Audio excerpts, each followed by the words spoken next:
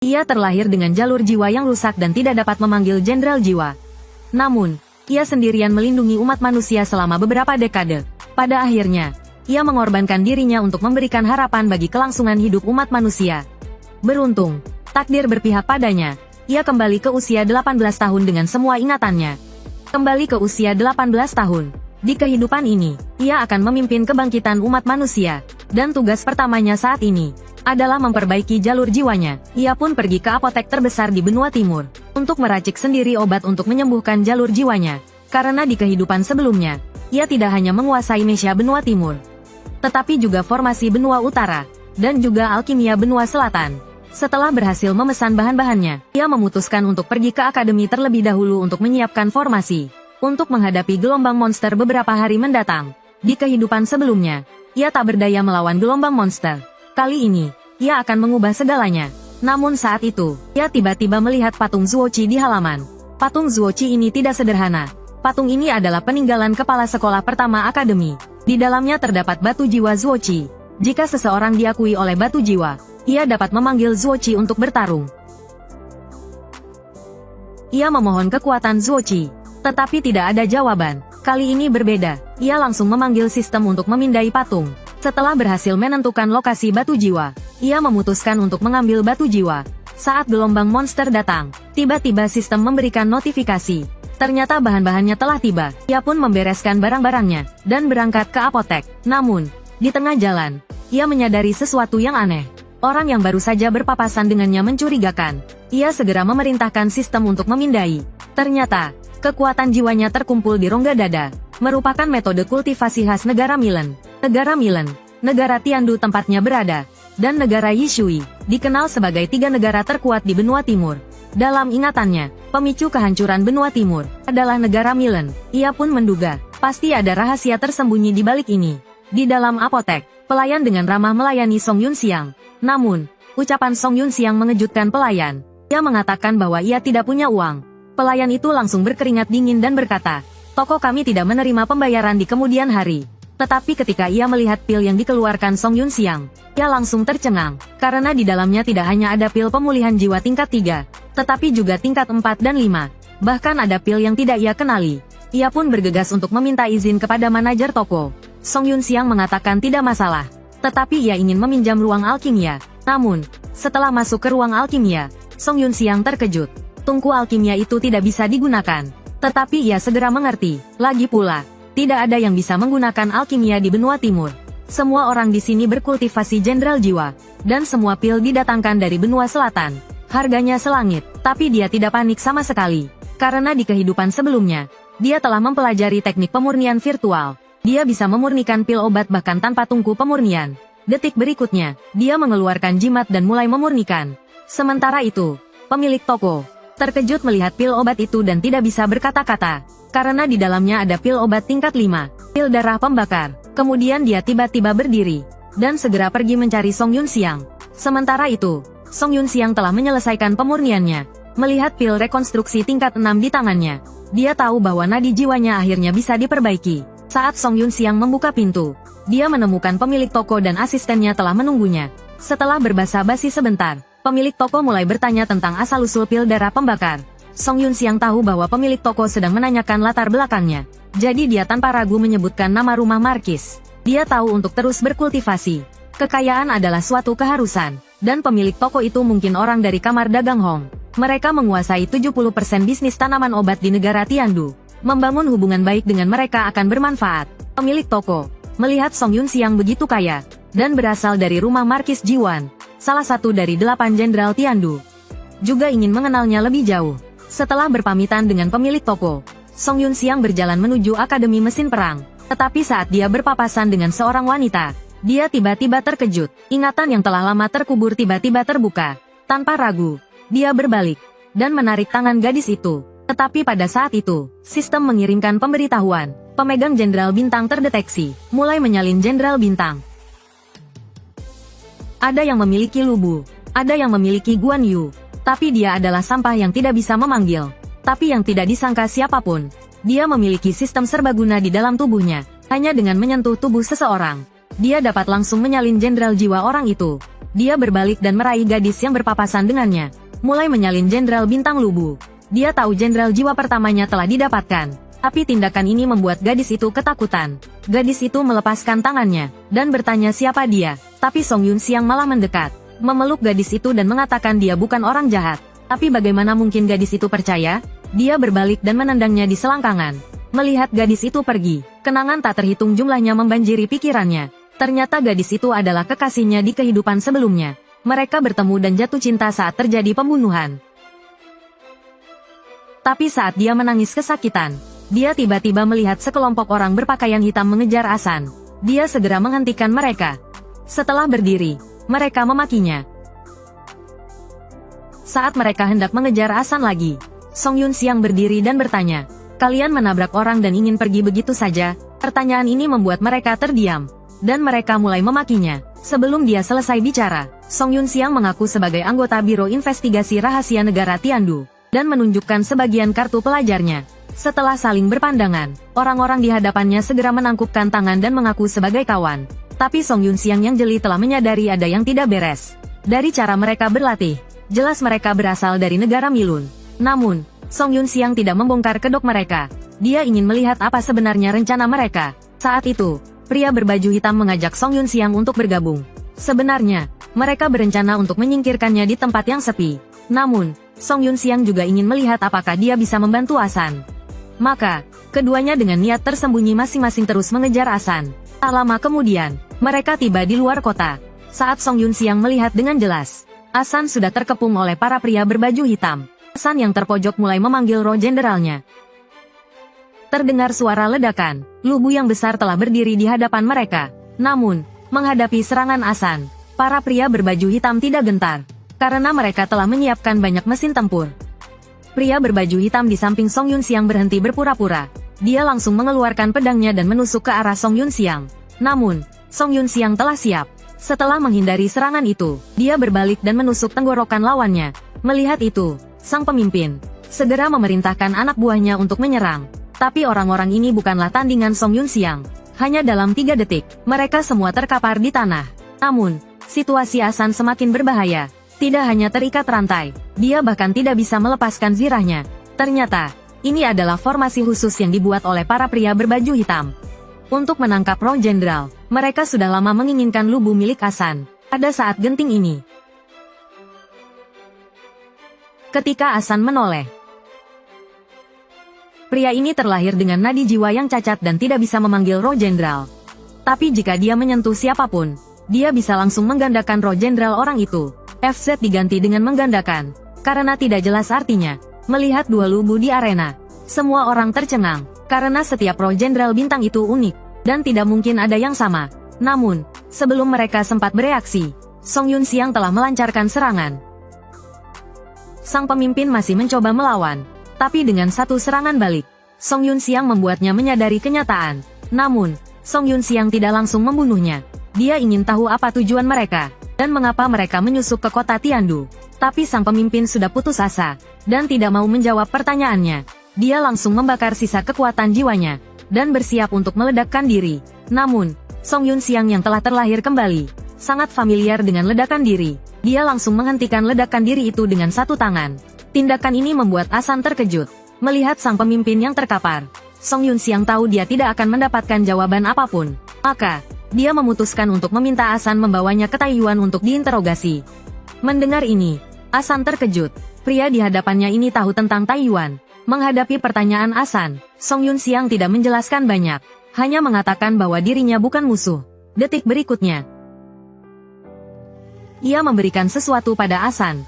Melihat manisan buah Hauten, Asan yang kebingungan menjadi semakin bingung.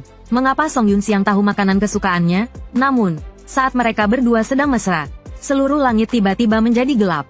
Melihat retakan di langit, Song Yunxiang panik, karena gelombang monster datang lebih awal. Sementara itu, Asan menunjukkan ekspresi seolah sudah menduganya. Seolah-olah dia tahu sesuatu. Song Yunxiang segera bertanya, ternyata semua ini adalah konspirasi negara Milun. Mereka telah menguasai metode untuk memicu retakan secara buatan. Retakan yang muncul sekarang dipicu oleh negara Milun. Mendengar ini, Song Yunxiang akhirnya mengerti segalanya. Mengapa orang-orang berbaju hitam ini menyusup ke negara Tiandu? Setelah berpamitan singkat dengan Asan, Ia bersiap untuk kembali ke akademi untuk melawan gelombang monster. Sambil berbalik, ia mulai bertanya pada sistem, apakah ia bisa menggunakan roh bintang lubu. Mendengar sistem mengatakan bahwa ia perlu membayar 3 kali lipat kekuatan jiwa, Song Yunxiang tidak ragu sedikit pun. Ia langsung mulai mengonsumsi pil secara gila-gilaan. Cara makannya ini membuat Asan yang berada di belakangnya tercengang. Pil seharga 50.000 langsung dimakan 3 sekaligus oleh Song Yunxiang. Tapi yang lebih mengejutkannya masih ada di belakang. Sebuah roh bintang yang sangat besar muncul di tempat itu. Asan terpana, roh bintang yang hanya bisa dipanggil oleh tingkat Tian. Dipanggil oleh seseorang di puncak tingkat Huang. Song Yunxiang yang sedang memacu kudanya bertekad. Kali ini, ia harus menebus semua penyesalan masa lalunya. Di kehidupan sebelumnya, ia melihat keluarga dan teman-temannya mati mengenaskan di depannya. Ia tidak bisa berbuat apa-apa. Kali ini ia kembali ke usia 18 tahun. Tidak hanya memiliki sistem serbaguna, tetapi juga menguasai alkimia dan formasi. Ia bertekad untuk mengubah segalanya. Melihat pasukan pengawal dikepung monster, ia mengayunkan tangannya, melihat tombak perang besar jatuh dari langit. Semua orang tercengang, saat asap di sekitarnya perlahan menghilang. Seorang jenderal jiwa, dengan tombak Fang Tian di tangan, dan menunggangi kuda api Qian, muncul di depan semua orang. Melihatnya, monster-monster di sekitarnya meraung dan menerjangnya. Song Yunxiang tidak gentar sedikit pun. Ia memacu kudanya ke arah monster. Saat jarak antara keduanya semakin dekat, Song Yunxiang menggenggam tombaknya, dan mengayunkannya dengan kuat. Monster yang tak terhitung jumlahnya langsung tewas di tempat. Adegan ini membuat orang-orang di belakangnya tercengang. Seorang anggota tim bertanya pada kaptennya, apakah ini bala bantuan kita? Namun, kaptennya juga kebingungan. Melihat Song Yunxiang telah mengalahkan semua monster, orang-orang pun tak peduli siapa dia, dan mulai bersorak untuknya. Tapi Song Yunxiang tidak berhenti lama. Ia segera bergegas ke medan perang berikutnya. Karena sekarang kota Tiandu penuh dengan monster. Dengan kemunculannya yang terus-menerus, ia telah diketahui oleh Badan Intelijen Kota Tiandu. Da Piao yang menatap layar dengan terkejut melihat Soul General. Karena tidak ada yang tidak mengenali tanda Weki yang ikonik itu. Song Yunxiang melihat teman-teman sekelasnya tidak dalam bahaya. Dia tahu formasi yang dia siapkan sebelumnya telah bekerja. Jadi dia memutuskan untuk mengambil Soul Jade Zuochi terlebih dahulu. Tapi saat dia menarik Soul Jade, tiba-tiba dia ditanya oleh RD apa yang sedang dia lakukan. Dia menunduk dan melihat. Mereka pernah melakukan hal yang tidak senonoh bersama. Tapi untuk menghindari masalah yang tidak perlu, Song Yunxiang langsung membuatnya pingsan. Namun, saat itu dia menerima notifikasi sistem. Karena masalah level, dia tidak bisa FZ data Zuochi untuk sementara waktu. Tidak ada cara lain, dia hanya bisa memasukkan Soul Jade ke dalam ruang penyimpanannya. Tapi kemudian dia melihat Soul General Lubu dan merasa kesulitan. Lagi pula, di mata teman-teman sekelasnya, dia masih dianggap sampah. Jika dia menggunakan Lubu untuk menyelamatkan mereka, itu akan terlalu berlebihan. Kemudian dia menyimpan Soul General Lubu, dan mulai memanggil Mesha Wei Yuan. Area asrama Akademi Mesha, MN Sangguan sedang dijatuhkan dan diserang oleh monster. Dia hampir diserang oleh sekelompok monster. Song Yunxiang langsung menebas kepala monster itu. Dengan serangan Song Yunxiang yang terus-menerus, monster yang tak terhitung jumlahnya mati di tangannya. Melihat itu, Sangguan di belakangnya, jantungnya berdetak kencang hingga 120 BPM. Dengan musnahnya monster terakhir, kekuatan jiwa Song Yunxiang juga habis. Semua orang menatap sosok yang perlahan muncul, dan tercengang. Dia terlahir dengan nadi jiwa yang cacat dan tidak dapat memanggil Soul General. Bahkan jika dia menggunakan Mesha, dia hanya bisa bertahan selama 3 detik. Namun, orang yang dianggap sampah inilah yang menyelamatkan seluruh akademi. Melihat sosoknya yang perlahan muncul, semua orang tercengang dan tidak bisa berkata-kata. Kedua instruktur mau tidak mau mendekat dan bertanya, mengapa dia menyembunyikan kekuatannya. Tetapi saat Song Yunxiang berpikir bagaimana menjawabnya, Sangguan, yang baru saja dia selamatkan, tiba-tiba menerjangnya, dan memperkenalkan dirinya dengan malu-malu. Tetapi ketika Song Yunxiang mendengar nama Sangguan Yinkin, dia langsung tertegun, karena dalam ingatan kehidupan sebelumnya, Sangguan Yinkin adalah inang dari Star Soul General Long Qi. Memikirkan hal ini, Song Yunxiang langsung menariknya. Pada saat yang sama, dia memerintahkan sistem untuk FZ Star Soul General. Tetapi setelah memindai, sistem mengatakan bahwa dia tidak memiliki Star Soul General. Mendengar ini, Song Yunxiang baru ingat bahwa 10 bulan kemudian, keluarga Sangguan akan melakukan ekspedisi ke dunia rahasia. Soul Jade Long Qi mungkin didapatkan saat itu. Tetapi ketika dia sadar kembali, dia menemukan Sangguan menatapnya dengan penuh kasih sayang. Teman-teman sekelasnya juga terkejut. Song Yunxiang mati rasa. Dia tidak tahu bagaimana menjelaskannya. Saat suasana canggung, sebuah mesya raksasa turun dari langit. Setelah mesia dibongkar, orang di dalamnya ternyata adalah kepala sekolah. Kepala sekolah berjalan langsung ke arah Song Yunxiang. Song Yunxiang merasa bingung, tetapi tetap memberi hormat. Namun, kepala sekolah tidak terburu-buru bertanya, malah mulai menyiapkan formasi. Setelah formasi peredam suara selesai disiapkan, dia mulai bertanya pada Song Yunxiang apa tujuannya. Mengapa menyembunyikan kekuatannya? Mendengar ini, Song Yunxiang tahu dia tidak bisa membicarakan sistem bintang. Jadi, dia menolak menjawab dengan alasan privasi. Tapi bagaimana mungkin kepala sekolah berhenti di situ? Dia mulai menyimpulkan. Dia bahkan mengatakan Song Yunxiang menyembunyikan kekuatannya dan menyusup ke Akademi Mesia demi jade jiwa Zuoqi. Setelah mendengar ini, Song Yunxiang segera membantah. Tapi kepala sekolah sudah yakin, karena inang Zuoqi memiliki kemampuan untuk berubah wujud menjadi apapun. Jenderal Jiwa Lubu pastilah transformasi Song Yunxiang. Sekarang giliran Song Yunxiang yang bingung. Dia sama sekali tidak tahu Zuoqi memiliki kemampuan ini. Tapi dia juga tidak bisa memikirkan alasan yang bagus. Jadi dia mengakuinya saja. Mendengar pengakuan Song Yunxiang, kepala sekolah mengagumi kecerdasannya sendiri. Kemudian kepala sekolah mengajukan permintaannya. Dia berharap Song Yunxiang bisa pergi ke distrik utara untuk menyelamatkan pangeran kedua. Jika demikian, dia akan mengajukan permohonan ke negara Tiandu, agar Song Yunxiang dapat memiliki Zuoqi secara sah. Song Yunxiang yang tidak berdaya hanya bisa menyetujui. Kemudian, setelah meminum beberapa obat, dia bersiap untuk memanggil jenderal jiwanya dan berangkat. Tapi pada saat ini, Sang Guanjing di sampingnya meminta Song Yunxiang untuk membawanya. Dia bahkan melompat ke atas kuda. Sekarang giliran Song Yunxiang yang tercengang. Tapi demi jenderal jiwa Long Chou, dia tetap membawa Sang Guan menuju distrik utara. Saat ini, pangeran kedua di distrik utara sudah putus asa. Tidak hanya semua bawahannya terluka parah, tapi dia juga akan menghadapi binatang buas dengan kekuatan tingkat surga, Qionqi. Tepat saat semua pengawal putus asa, Song Yunxiang akhirnya datang terlambat. Di dunia ini, setiap orang hanya bisa memanggil satu mesia, tapi dia bisa memanggil banyak. Meskipun dia memiliki begitu banyak mesia, dia juga kesulitan saat menghadapi binatang buas tingkat surga, Qionqi. Terlihat dia tiba-tiba mengayunkan tombak Fang Tianyang. Saat mengenai Qionqi, memancarkan aliran listrik yang tak terhitung jumlahnya. Arus listrik itu langsung menjebak Qionqi di tempat, membuatnya tidak bisa bergerak. Kemudian dia menyuruh Sang Guan di sampingnya untuk mulai mengumpulkan kristal rekahan langit di dalam tubuh binatang buas itu. Tapi pangeran kedua di sampingnya tampak bingung, karena kristal rekahan langit juga disebut batu ruang, dan tidak memiliki kegunaan dalam pertempuran. Tapi saat mereka kebingungan, Sang Guan sudah kembali sambil membawa 3 kristal. Melihat ini, Song Yunxiang tidak berani ragu sedikit pun. Sambil menarik kristal, dia menerjang ke arah Qionqi. Saat keduanya bertabrakan, energi yang mengerikan langsung mengamuk. Saat Song Yunxiang bersentuhan dengan Qionqi, dia mengendalikan kristal untuk menempel di tubuh Qionqi. Song Yunxiang langsung terlempar beberapa meter. Sebelum dia sempat bereaksi, Qionqi sudah mengejarnya. Detik berikutnya, suara ledakan besar terdengar dari tubuh Qionqi. Saat dilihat lagi, melihat pemandangan ini, semua orang tampak tidak percaya. Mereka tidak pernah menyangka, kristal void bisa memiliki efek seperti ini. Rasa sakit di tubuhnya tampaknya membuat Qionqi semakin mengamuk. Ia meraung dan menerjang ke arah Song Yunxiang. Seiring pertarungan terus berlanjut, tombak Fang Tian Song Yunxiang hancur. Dia tahu jika terus begini, meskipun dia terus-menerus, yang akan mati pasti pihaknya. Untuk membalikkan keadaan, dia harus menembus cangkang Qionqi. Melihat Qionqi menerjang ke arahnya lagi, Song Yunxiang tidak berniat menghindar sedikit pun. Namun, tepat ketika Qionqi hendak menggigit lengan kanannya, dia langsung menggenggam kristal dengan tangan kirinya dan memasukkannya ke dalam mulut Qionqi bersama dengan lengannya. Saat Song Yunxiang merapal mantra lagi, energi yang mengerikan langsung keluar dari mulut Qionqi.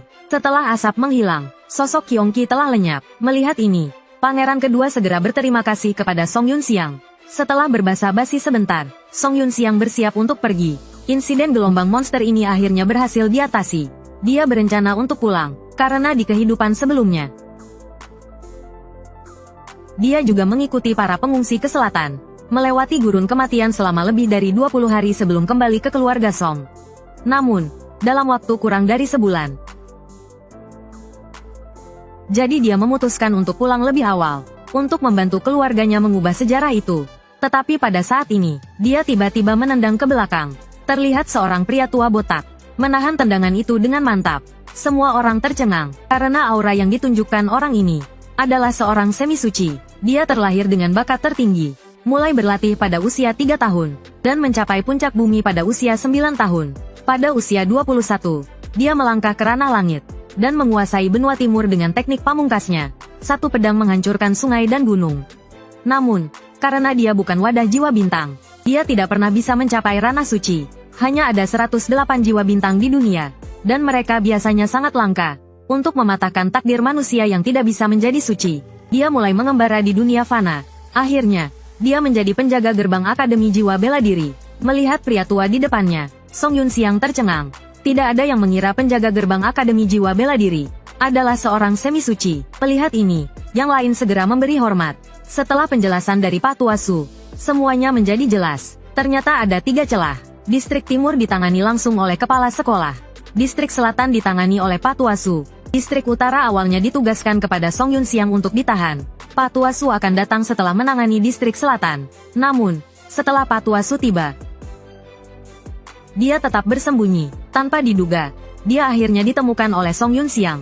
Tetapi saat mereka berbasa-basi, Song Yunxiang menyadari ada sesuatu yang tidak beres. Ketika mereka mendongak, mereka telah dikepung. Orang yang memimpin adalah orang-orang dari kerajaan Milun. Mereka mengincar Pangeran Kedua. Pangeran Kedua kemudian menjelaskan, karena kebijakan luar negerinya selalu bertentangan dengan putra mahkota pertama. Mendengar hal itu, semua orang tiba-tiba mengerti. Melihat serangan datang dari depan, Song Yunxiang dengan santai melemparkan sesuatu. Seketika, formasi tak terhitung jumlahnya muncul dan menangkis serangan itu. Pihak lawan jelas tahu ada ahli Half Saint, tetapi mereka masih berani melancarkan serangan. Pasti ada pendukung yang lebih besar. Jadi, setelah meminta Tuan Su untuk menjaga putra mahkota kedua, dia memberi isyarat kepada beberapa orang untuk bersiap menghadapi serangan. Tak lama kemudian, kedua belah pihak terlibat dalam pertempuran. Seiring pertempuran terus berlanjut, meskipun Song Yunxiang sekuat baja, dia mulai merasa kelelahan. Kapten lawan melihat bahwa dia tidak dapat mengalahkan Song Yunxiang dan yang lainnya dalam waktu singkat, berusaha menyerang putra mahkota kedua secara diam-diam. Lucunya, pedang besar sepanjang 39 meter itu ditangkap oleh Tuan Su dengan tangan kosong. Dengan satu tamparan sederhana dari Tuan Su, meja lawan hancur berkeping-keping. Melihat ini, sang kapten langsung menyerah. Dengan kedua tangan di atas kepala, dia mulai memanggil bala bantuan. Begitu dia selesai berbicara, seorang wanita bergaun hitam panjang muncul di atap gedung. Setelah Song Yunxiang dan yang lainnya melihat siapa yang datang, mereka langsung terkejut, karena orang ini bukan hanya seorang ahli puncak tingkat surga, tetapi juga seorang utusan suci dari Sekte Suci Pingtian. Sekte Suci Pingtian, yang dikenal sebagai Sekte Iblis, adalah agama negara kerajaan Milun. Mereka juga mengendalikan setengah dari militer dan politik kerajaan Milun. Melihat kekuatan wanita itu, bahkan Tuan Su pun menghela nafas. Ini benar-benar pertanda buruk. Setelah terlahir kembali, dia tidak hanya menguasai Mesia dari benua timur, tetapi juga formasi dari benua utara, dan juga alkimia dari benua selatan. Namun demikian, menghadapi wanita di depannya, dia harus mundur, karena wanita itu adalah seorang ahli puncak tingkat surga, sementara dia hanyalah seorang bawahan tingkat kuning. Melihat wanita itu menyerangnya, dia buru-buru memanggil Tuan Su. Dengan suara gemuruh, Tuan Su telah memanggil Mesianya dan melawan wanita itu. Dengan pelepasan energi yang mengerikan, semua orang terlempar beberapa meter jauhnya oleh gelombang kejut. Melihat ini, Song Yunxiang segera membawa semua orang menjauh dari medan perang. Pertempuran saat ini bukanlah sesuatu yang bisa mereka ikuti. Saat pertempuran memanas, Tuan Su, seorang ahli Half Saint, mulai terdesak. Pada akhirnya, dia ditendang beberapa meter jauhnya oleh wanita itu. Adegan ini membuat semua orang yang hadir tercengang. Namun, Song Yunxiang langsung melihat bahwa Tuan Su kalah karena kinerja Mesianya. Tetapi dia tidak khawatir sama sekali, karena Tuan Su masih memiliki jurus pamungkas yang belum dikeluarkan. Dan sepertinya tendangan itu telah membangkitkan amarah Tuan Su. Arus listrik mulai memancar dari sekujur tubuhnya. Dengan suara ledakan, seberkas cahaya besar melesat ke langit. Itulah jurus pamungkas Tuan Su. Namun, wanita itu justru tersenyum, karena saat serangan diluncurkan, dia sudah berhasil menghindar. Song Yunxiang dan yang lain di belakang mengira serangan Pak Tua Su meleset. Tapi jika itu disebut jurus pamungkas oleh Pak Tua Su, bagaimana mungkin bisa dihindari semudah itu? Berkas cahaya yang melesat ke langit tadi, tiba-tiba berubah menjadi serangan tak terhitung jumlahnya yang menghujani ke bawah. Tidak hanya itu, serangan ini juga memiliki kemampuan pelacak. Seberapapun wanita itu menghindar, semuanya sia-sia. Wanita itu terkena serangan langsung. Serangan yang mengerikan itu merobohkan semua bangunan di sekitarnya. Para prajurit di sekitar yang melihat pemandangan ini, semuanya tercengang. Namun, setelah asap menghilang, meh wanita itu masih berdiri tegak di tempatnya. Sekarang giliran Song Yunxiang dan yang lain yang cemas. Karena wanita itu pasti memiliki jurus pamungkas. Setelah wanita itu melakukan beberapa gerakan, detik berikutnya, mehnya tidak hanya pulih seperti semula, tetapi aura yang dipancarkannya bahkan lebih menakutkan daripada seorang semi-suci. Seharusnya disebut prasuci. Melihat wanita itu menyerang lagi, Pak Tua Su yang kelelahan tidak mampu menahannya. Seperti bola, dia ditendang ke sana kemari oleh wanita itu. Dengan tendangan terakhir wanita itu, Pak Tua Su terlempar keluar dari mehnya. Melihat Pak Tua Su terbaring di tanah, tak sadarkan diri, semua orang panik. Tapi Song Yun Xiang tahu, Pak Tua Su masih punya satu kartu as, yaitu pil transendensi yang dia berikan. Sesuai namanya, dengan meminum pil transendensi, seseorang dapat meningkatkan kekuatan tempurnya ke tingkat yang lebih tinggi untuk waktu yang singkat. Saat Pak Tua Su menelan pil itu, dia seakan langsung memasuki dunia spiritualnya sendiri. Dia melihat obsesi terdalamnya untuk menjadi seorang suci. Itu terjadi 30 tahun yang lalu. Dia tidak hanya kehilangan wanita yang dicintainya, tetapi juga dihina seperti seekor anjing kecil. Dia adalah seorang jenius yang langka. Pada usia 20 tahun, kultivasinya telah mencapai tingkat surgawi. Tapi sekarang, dia tidak hanya kehilangan wanita yang dicintainya, tetapi juga dipaksa memakan kotoran. Dia ditakdirkan untuk mencapai tingkat suci di masa depan, tapi dia bukan orang yang ditakdirkan. Jadi, seumur hidupnya dia tidak akan pernah bisa mencapai tingkat suci.